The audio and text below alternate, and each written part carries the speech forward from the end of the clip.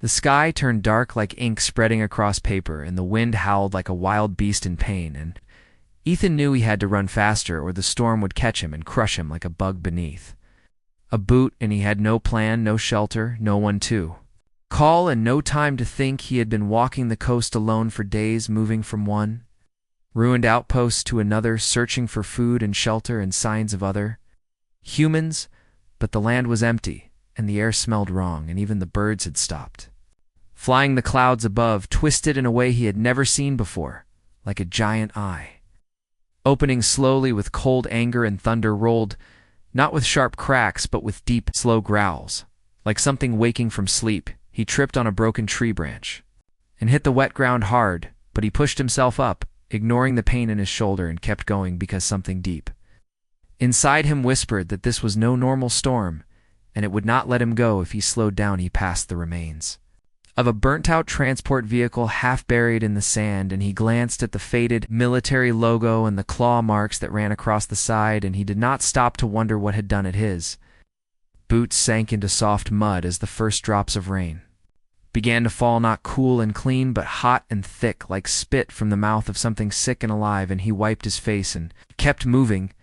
Then he saw it ahead, a rusted hatch sticking out of the ground at an angle with old cables wrapped around it like vines, and something about it felt wrong, but the wind screamed louder, and he had no choice. He pulled at the hatch, and it creaked like it had not been touched in years, but it opened, and he dropped inside. Into the black, the door slammed shut above him with a bang that echoed like a gunshot, and the sound made his ears ring and his heart pound. He reached for his small flashlight and clicked it on. The narrow beam lit up old metal walls scratched and dented with strange marks. Some looked like letters, but none he could read. He took a step forward, and the floor groaned under his weight, and dust rose into the air like it had been waiting just for him there. Right were doors on each side of the hallway, some open and some locked tight. And he peeked into one and saw a room full of broken screens and shattered glass, and something small moving in the shadows. But he turned away before he could see more. The hallway seemed to stretch longer the more he walked, like the place was shifting around him, and the silence pressed on his ears like hands holding his head under water. Then he heard Ita's voice, soft and dry, like leaves crumbling in winter. It came from behind a door at the far end of the hallway, a door thicker than the others with a red warning light that flickered on and off like a dying star. He stepped closer, and the voice spoke again. "You're late."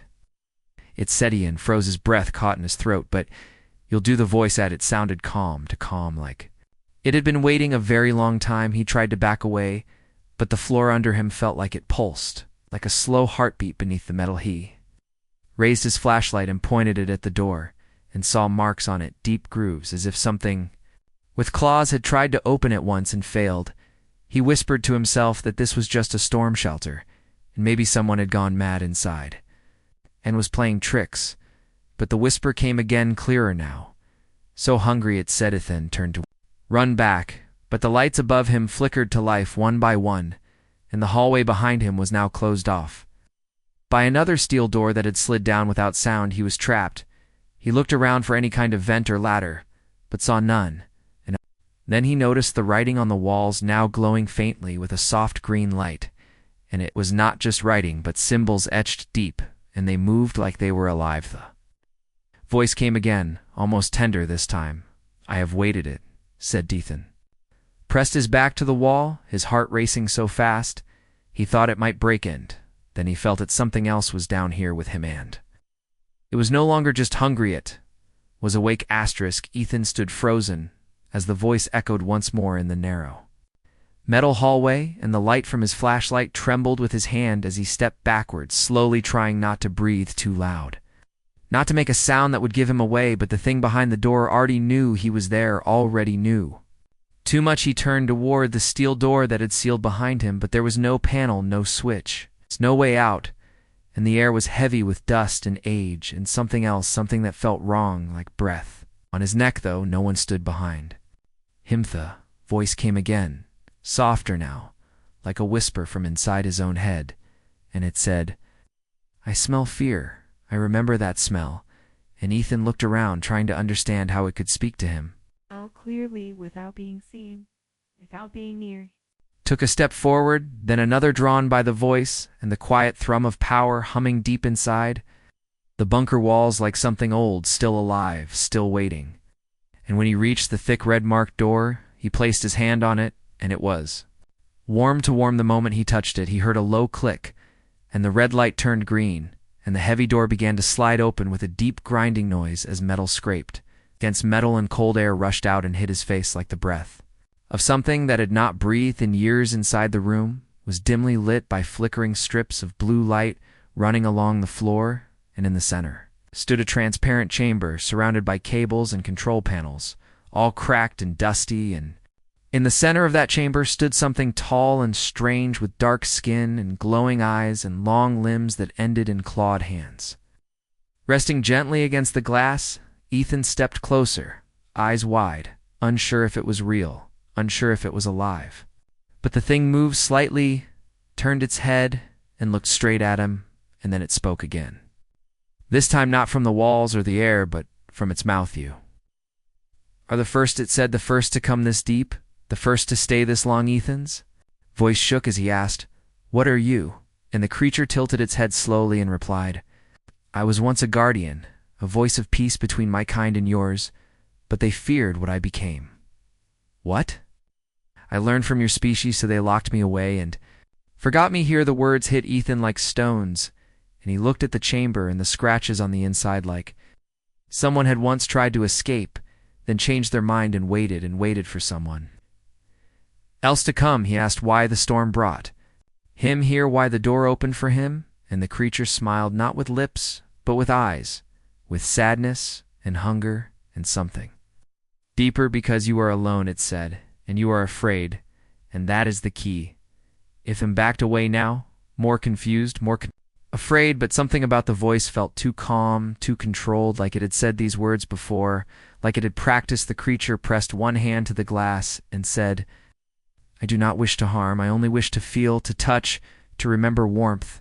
Again, and Ethan noticed for the first time the cables wrapped around the chamber were not just power lines, but restraints pulsing with energy that kept the creature locked in place.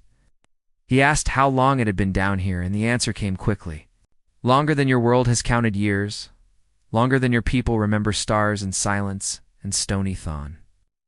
Circled the chamber looking for signs of escape or attack, but found none, only the gentle eyes of the creature following him every step, calm, unblinking, always watching. Then the lights above flickered, and the ground rumbled faintly, like something larger far beneath them was stirring, and the creature looked toward the floor and said, "It is almost time. The seal weakens, and I must choose again." Ethan demanded to know what choice that was, and the answer came quiet and sure: to feed or to fade. He stepped back to the console, brushed dust from the screen, and saw symbols and text flickering in a strange mix of alien and human code.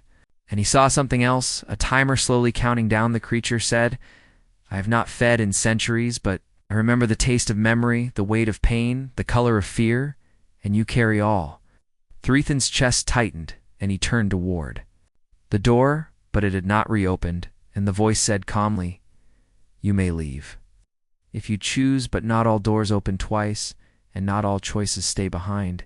He stared at the creature and wondered if it lied, if it tricked him, or if the true lie was the fear he had brought with him, thinking the storm outside was the worst thing waiting to swallow him.